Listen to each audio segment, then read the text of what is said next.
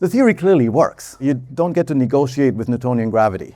The fact that it has these flaws, if you want to put it that way, these shortcomings, these mysteries, just indicates there's something deeper, and in this case, the deeper thing is a revolution.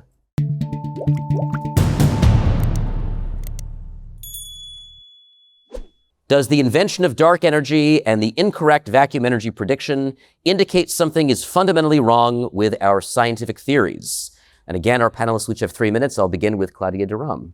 Hi, thank you. Thanks a lot, Jacob. That's really great to be here. Thanks all for being here. So let me just start by saying that we may think of the vacuum energy or the cosmological constant problem or dark energy as being a new problem that just comes up from observations or from a discrepancy between quantum mechanics and gravity. But in fact, it's much older than that. You correctly say it's 100 years old. It's even 120 years old puzzle. So it's really been with us since modern physics, since the past century. Already Lodge said in 1907, so before general relativity, understood that in the vacuum there was a possibility of creating anti-electrons, particles, antiparticles. So in nothingness there must be some kind of energy out there, which already at the time he understood in 1907 must correspond to some source of energy.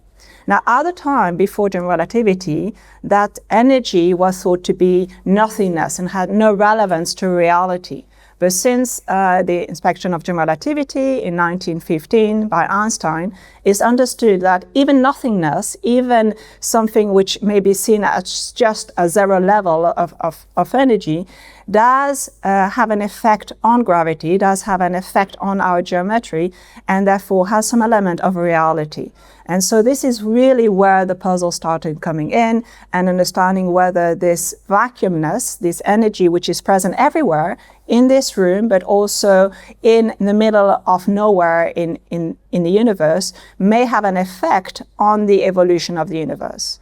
And already in 1920, thanks to Nust, in 1927, thanks to Lenz, it was understood that if we just took into account the effect from electrons, which we know are particles, it's not something that I'm just making up, they are particles, we understand their mass extremely well, they should have an effect on the curvature of space-time, which was meaning that at the time, already in 1927, it would stretch space-time so much that we shouldn't even be able to see the moon. That's already been stated in 1927, and by the time by Lenz. It's often credited to Pauli, but that's something already quite old, and really very much at the beginning of quantum mechanics. So this has been with us for a long, long time. I would say it's slightly misleading to say that it's necessarily 120 orders of magnitude discrepancy with the standard model, because it's only if we consider that there should be particles out there which have a mass all the way up to the Planck scale, all the way up to the scale of quantum gravity, and they would back-react on our geometry, that there would be 120 orders of magnitude discrepancy. So the discrepancy with the standard model is not at all that high. And in fact, there's not necessarily a discrepancy, because this nothingness, in some sense, the energy present in there, if we use our current tools of quantum mechanics and really quantum field theory, you should say that there's an infinite amount of energy out there. So we need to understand how to make sense of this infiniteness. And with the tools that we have at our disposal at the moment, we earned an impression that we should still have a level of energy present in the vacuum, which is far too high as compared to our current observation. That should lead to an accelerated expansion of the universe. Thanks, Claudia. Bjorn, please go ahead. Thank you. So I would argue that dark energy is a symptom of a deeper malaise within the whole structure of the cosmological model. And dark energy is not the only invention to make this theoretical framework kind of build up.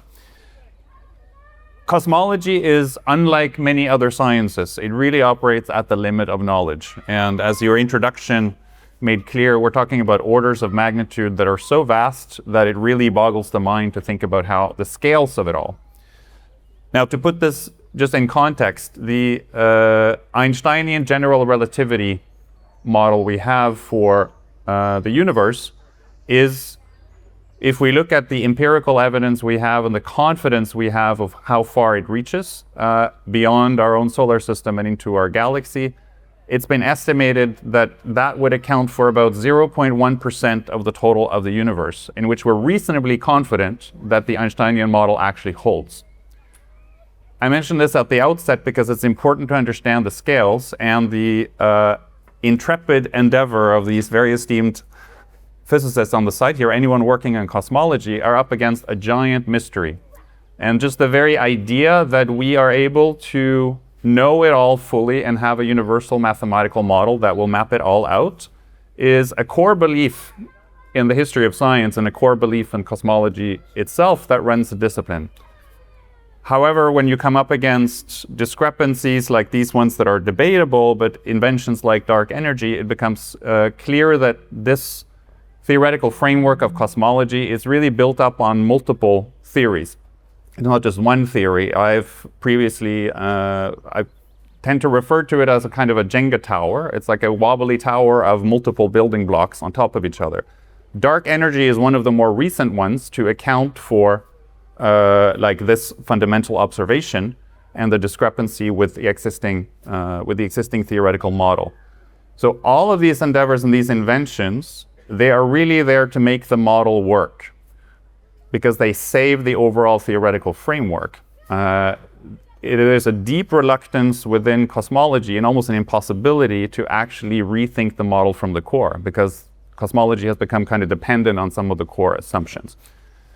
So that would be from the outset, I think, a reason to question how well we actually know the kinds of things that we claim to know. Thank you, Bjørn. Raphael?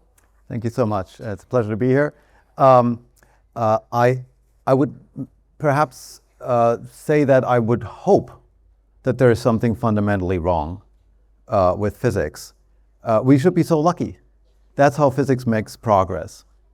And I want to maybe compare this allegedly so terrible prediction to other situations that physicists have faced in the past that led to a lot of progress.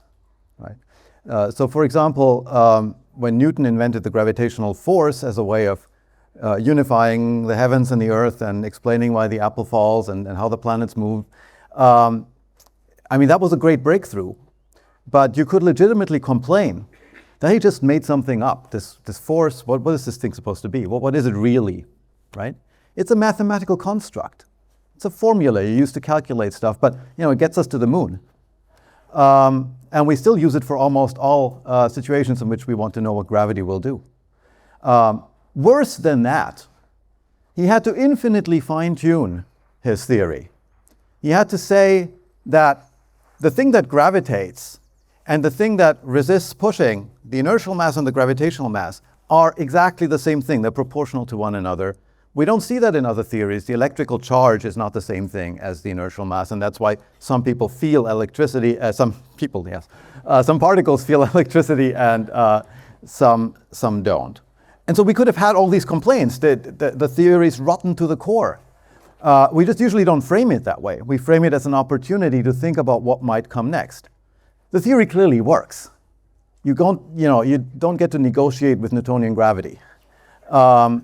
And so the fact that it has these flaws, if you want to put it that way, these shortcomings, these mysteries, just indicates there's something deeper. And in this case, the deeper thing is a revolution. Einstein discovered that gravity is, at a more fundamental level, the curvature of space and time, and that things just try to move as straight as they can in that curved space-time. And in that language, it's not a force at all. And we know that language is better because it describes more different things, but also everything that Newton was able to describe.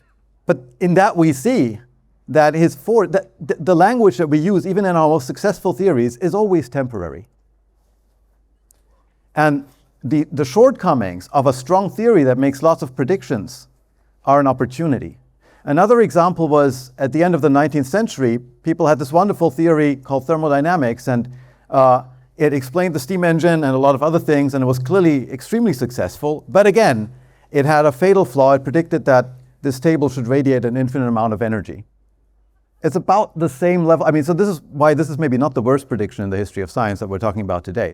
To continue watching this video, click the link in the top left or in the description below.